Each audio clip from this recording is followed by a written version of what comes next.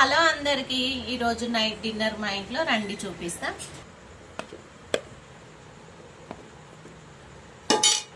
వేడి వేడి white rice curry నా బిడ్డ చేసింది.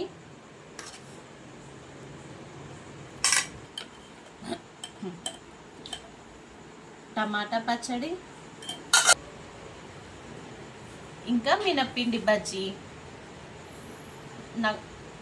మా పాప చేసింది కదా చికెన్ కర్రీ, టేస్ట్ ఎలా ఉందో చెప్తా.